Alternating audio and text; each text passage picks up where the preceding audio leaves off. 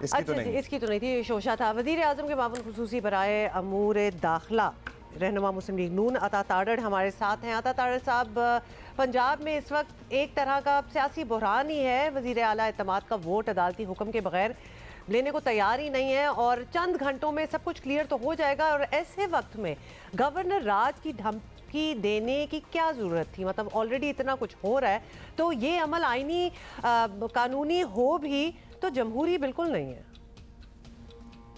बहुत शुक्रिया जी। देखिए, बात यह है कि एतमाद के वोट की जो आइनी शिक है, आर्टिकल 130 सब आर्टिकल 7 बड़ा वाजे है कि गवर्नर को जब लगे कि वज़ीर आला के पास अरकान की तादाद इतनी नहीं है कि वो वज़ीर आला रह सकें, तो वो उनको एतमाद के वोट का कह सकते हैं। अब दिन ब दिन PTI के MPAs छोड़ते जा रहे हैं। मोमिना वहीद एक एग्ज़ाम्पल है आपके सामने, चौधरी मसूद एक एग्ज़ाम्पल हैं। तो ऑलरेडी उनकी तादाद इतनी कम हो चुकी है कि हाउस में भी जब हम जाते हैं तो अपोजिशन बेंचेस पे अरकान की तादाद ज़्यादा होती है, गवर्नमेंट बेंचेस पे तादाद कम है। तो एतमाद का वोट तो जो आइनी शिक है, कॉन्स्टिट्यूशन को रीराइट नहीं किया जा सकता।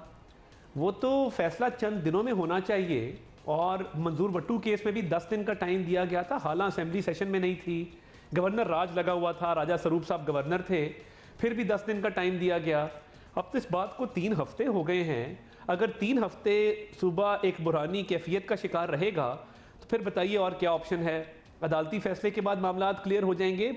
इस टाइम फ्रेम में भी अदालत ने समाअत जो पिछली की थी और आज की जो समाअत है, उस दौरान जो एक गैप था उसमें भी कहा कि अगर आप चाहें तो आप एतमाद का वोट ले सकते हैं।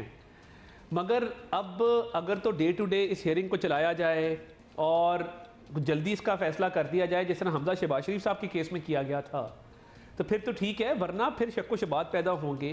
और जो बुरानी कैफियत है, एक माइनॉरिटी गवर्नमेंट जिसके पास मुजव्वज़ा अरकान की तादाद है ही नहीं, उसको कैरी ऑन नहीं करने दिया जा सकता। तो वो एक ऑप्शन कानूनी तौर पे जो राना सनाउल्लाह साहब ने बात की, वो ऑप्शन ज़ेरे गौर ज़रूर है, मगर उस पर मजीद मशावरत के बाद ही कोई हतमी फैसला किया जाएगा। तारड़ साहब, ऐसे जिनको आप कह रहे हैं कि इनके अरकान छोड़ गए, वैसे इतनी बड़ी कोई तादाद है नहीं जितना आपने यहाँ जिक्र कर दिया। वो लोग कहते हैं कि इन्होंने मुबैना तौर पर रिश्वत ली है, आप लोग पैसे लगा रहे हैं, बाकी मेंबर्स को भी मुख्तलिफ अतराफ से फ़ोन किए जा रहे हैं। तो अगर आप लोग इतने मुतमईन हैं अपने नंबर्स से और इतने कॉन्फिडेंट हैं, तो फिर ऐसी हरकतें अगर हो रही हैं तो क्यों हो रही हैं? माजी से हम लोगों ने कुछ नहीं सीखना, नहीं बढ़ना आगे? अब जब आपके पास अरकान की तादाद ना हो और आप अपने लोगों को मैनेज ना कर सकें, आपका अपना साहबजादा मुल्क छोड़ के बाहर चला जाए और PTI के अंदर आप पे इल्ज़ामात लगें, और जो अंदरूनी कहानी इमरान खान साहब के इजलास की आई है, उन्होंने अरबों की करप्शन का इल्ज़ाम लगाया है परवेज़ इलाही और उनके बेटे पर, और कहा है कि हमारी साख मुतासर हो रही है इनकी करप्शन की वजह से। तो मुझे फिर बताइए कि फिर कौन कसूरवार है? ये अपने मेंबरान को मुत्तहिद नहीं रख सके हैं। ये अब इनके अपने मेंबरान, एक मुदरिशिक साहब है, उनसे बाकायदा तू मैं होगी कैबिनेट के अंदर, हमने तो नहीं करवाई। उनको इन्होंने कहा गेट लॉस, बाहर निकाल दिया। तो वो हमने कहा था।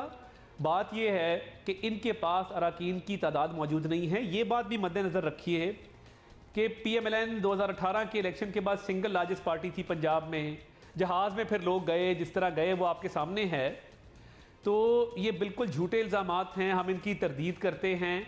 हम एक वोट वहाँ से नहीं लेंगे। हम तो कहते हैं कि एतमाद का वोट लें ताकि पता लगे कि इनके पास कितने मेंबरान हैं, और दूध का दूध और पानी का पानी हो जाएगा। और हम जब अपनी वज़ीर आला के इलेक्शन में अपनी तादाद दिखाएंगे, तुम्हारी अपनी तादाद है, उधर से कोई ऐसी मैनेजमेंट हम नहीं कर रहे। ये परवेज़ इलाही साहब की नाकामी है, एक माइनॉरिटी गवर्नमेंट है जो नाकाम हो चुकी। लाहौर मास्टर प्लान जैसे इन्होंने अरबों की करप्शन वाले मंसूबे ये लेके आए और अपनी ज़ाती जेबें भरी, तो ये सब भुगतना पड़ेगा इंशाल्लाह। खैर, ये सब कुछ तो तब होगा जब होगा। अब अदालत जो भी ऑर्डर दे, आज की समाअत में जो भी हो, वाज़े इम्कान यही है कि पंजाब असेंबली जो है वो टूटने वाली नहीं है, और आप लोगों का बुनियादी मकसद भी यही था। तो अगर यहाँ तक बात आ ही गई है तो सिस्टम चलने दें। मतलब ये भी एक सजेशन है कि चौधरी साहब कह देते हैं कि असेंबली नहीं तोड़ेंगे तो उन पर एतबार करें, मिलकर काम। वो चाहते भी नहीं असेंबली तोड़ना। बिल्कुल, और मिलकर काम करें। मतलब कुछ पंजाब के लोगों के लिए भी कुछ काम हो ही जाए बीच में। क्या ख्याल है?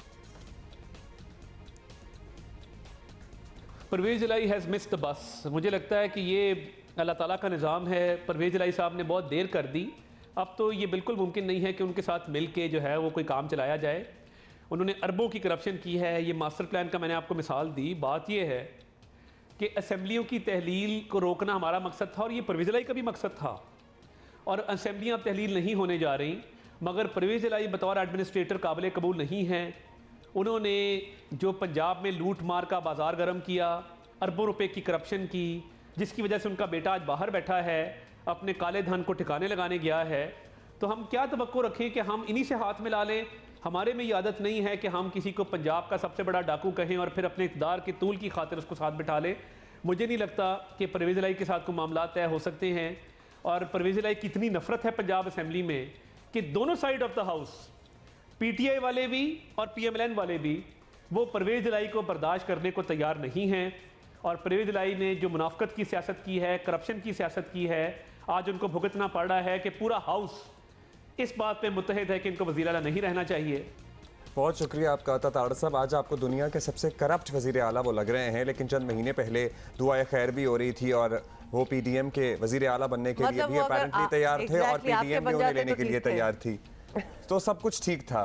भाई और हमारे साथ नहीं है ना तो फिर हमें नहीं पसंद होती। जब और हमारे साथ होंगे और तो वो वाले बेस्ट भी चॉइस। डाकू कहते थे और अपेरेंटली मुबैना तौर पर अब ये भी मुतज़ाद इत्तलात हैं कि बड़े परेशान हैं उनकी मुबैना करप्शन से, लेकिन क्या करें, वैसे कि सारी- इक़्तिदार सबको अजीज़ है और उससे चिमटे रहना भी सबको अजीज़ है। लेकिन सारी सिचुएशन में जीत किसकी हुई? मेरा ख्याल है परवेज़ इलाही की हुई, क्योंकि वो इधर होते या उधर होते, उन्होंने इधर ही बैठना उनकी था जहाँ पांचों वो घी में बैठे ही हुए हैं। हैं। और हार किसकी हुई? आवाम की हुई, मेरी हुई, आपकी हुई, सिस्टम की हुई, क्योंकि और हो रही है, आवाम अभी तक। लिटरली गुज़श्ता 4, 4.5 अब तो 5 साल होने वाले हैं, पंजाब के आवाम मजाक बने हुए हैं 88 लिटरली। एक वो 88 पहले बुज़दार साहब मुसल्लत किए गए थे, उनकी क्या परफॉर्मेंस और क्या एफिशिएंसी थी वो पूरा पाकिस्तान जानता है, और उनके रफ़का ने जो लुट मचाई थी, अन्नी मचाई थी, वो भी सबके सामने हैं अपने साथ मिलकर, आपको पता ही है ना। और अब जो है परवेज़ इलाही साहब और इधर पीडीएम की रस्साकशी चल रही है।